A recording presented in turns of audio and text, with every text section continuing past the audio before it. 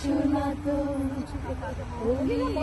কথা শুনে বকুল হাসে, ওই তাহার মতো তুমি আমার কাছে শোনা তো ধরার পৃথিবীতে খালি হাসে, ওই তাহার মতো তুমি আমার কাছে আসো না তো।